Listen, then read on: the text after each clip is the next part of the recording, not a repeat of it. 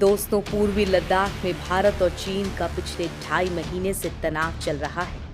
आलम यह है कि दोनों देशों की सेनाओं ने सरहद पर हथियार तैनात कर रखे हैं। चीन कई इलाकों से पीछे हटने को तैयार नहीं है। वहीं दूसरी तरफ चीन के टुकड़ों पर पलने वाला पाकिस्तान भी भारत को आग दिखा रहा है, वो भी चीन की शह पर। भारत चीन तनाव के बीच पाकिस्तान भी अपनी हरकतों से बाज नहीं आ रहा। जहां वो एक तरफ लगातार संघर्ष विराम का उल्लंघन कर रहा है, वहीं दूसरी तरफ उसने स्कर्टू एयरबेस पर JF-17 फाइटर जेट को तैनात किया है। यही नहीं, पाकिस्तान ने LOC के पास मौजूद अपने 4 एयरबेसों पर भी हाई अलर्ट जारी किया है। भारत का चीन के साथ पहले से ही तनाव चल रहा है। ऐसे में पाकिस्तान की तरफ से की जा रही इन हरकतों से भारत की चिंता बढ़ना लाजमी है।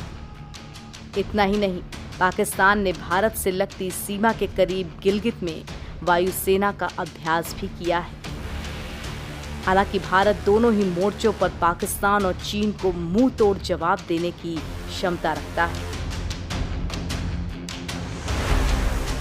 स्कर्टू एयरबेस पर पाक ने तैनात किए JF-17। चीन के साथ LAC पर चल रही तनातनी के बीच पाकिस्तान भी अपनी नापाक हरकतों को अंजाम देने में लगा हुआ है। नई जानकारी के मुताबिक पाकिस्तान एयरफोर्स ने POK में अपने लड़ाकू विमानों की तैनाती बढ़ा दी। यही नहीं, हाल ही में पाक वायुसेना के एयर चीफ मार्शल मुजाहिद अनवर खान ने POK में मौजूद एक एयरबेस का दौरा भी किया था। इस दौरान उन्होंने बेस की तैयारियों का जायजा भी लिया। पाकिस्तान ने एक वीडियो जारी किया है जिसमें पाकिस्तानी एयर चीफ मुजाहिद अनवर खान इस एयरबेस का दौरा कर तैयारियों का जायजा ले रहे हैं। यहाँ पाकिस्तान ने बड़ी संख्या में फाइटर जेट और एयरफोर्स कर्मचारियों को तैनात किया है। पाकिस्तान इस इलाके में लगातार अभ्यास कर रहा है। लद्दाख के नज़दीक इस एयरबेस का इस्तेमाल पाकिस्तान ही नहीं बल्कि चीनी एयरफोर्स भी करती है। स्कर्टू में पाकिस्तान का सिविल एयरपोर्ट पहले से ही मौजूद है। इस एयरपोर्ट पर अंडरग्राउंड फ्यूल स्टेशन और हथियार डिपो का भी निर्माण किया गया है। यहाँ से श्रीनगर और लेह की दूरी महज 200 किलोमीटर है। पाक वायुसेना ने लद्दाख सीमा के पास किया अभ्यास। पाक और चीन की सदाबहार दोस्ती जग जाहिर है, लेकिन पाकिस्तान इन दिनों चीन के इशारे पर कुछ ज्यादा ही उकसावे वाली कार्रवाइयों में जुटा हुआ है।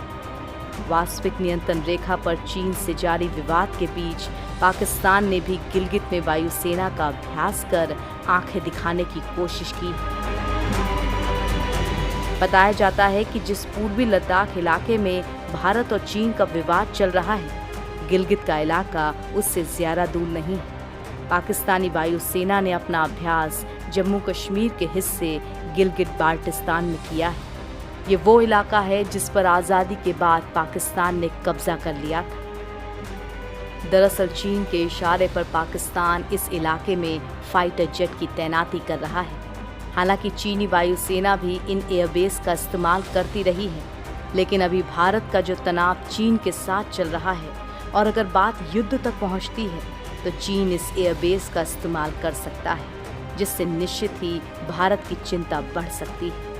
हालांकि भारत हर तरह से सक्षम है और पाक की हर चाल पर भारतीय खुफिया एजेंसियों की नजर बनी हुई है।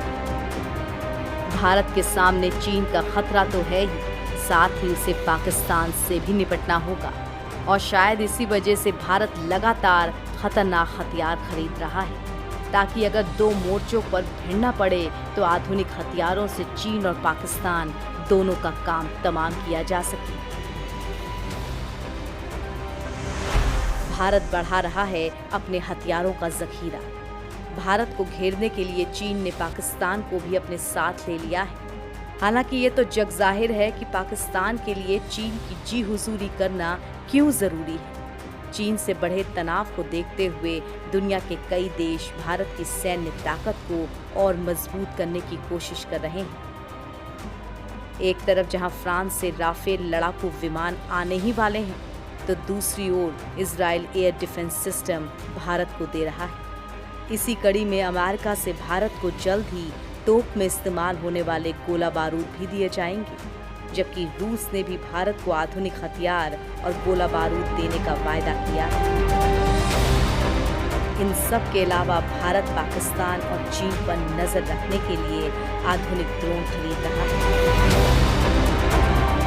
इसके अलावा भारत अमेरिका से 6 और P-8I एयरक्राफ्ट खरीदेगा। P-8I एयरक्राफ्ट की नई खेप से भारतीय नौसेना की ताकत में भारी बढ़ोतरी होगी। इसके साथ ही भारत को अमेरिका से 6 प्रीडेटर B ड्रोन मिलेंगे। घातक हथियारों से लैस ये प्रीडेटर ड्रोन दुश्मन के ठिकानों का पता लगाकर उन्हें तबाह करने में सक्षम है।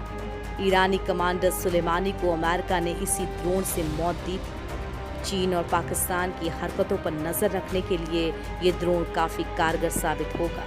इसके साथ ही ये हमला करने में भी सक्षम है। इसके एक वार से पाकिस्तान जैसे देशों के एयरबेस बर्बाद हो जाएंगे। इसके अलावा राफेल भी चीन और पाकिस्तान के लिए काल साबित होगा। वैसे तो राफेल के आगे ना तो पाकिस्तान का JF-17 टिकने वाला है और न ही चीन का J-20। अगले 2 दिनों में राफेल विमान भारत की जमीन पर उतर जाएंगे। राफेल को पहले ही खतरनाक फाइटर जेट माना जाता है, लेकिन इसमें हैमर मिसाइल के जुड़ने के बाद तो ये और भी ज्यादा खतरनाक हो जाता है। राफेल में पहले से ही मिटियोर और स्कैल्प मिसाइलें लगी हुई हैं। हालांकि चीन से तनातनी के दौरान भारत ने अपने हथियारों के जखीरे में इजाफा किया है। इसमें कुछ तो ऐसे घातक हथियार हैं जिनके आगे चीन और पाकिस्तान जैसे देश घुटने टेक देंगे।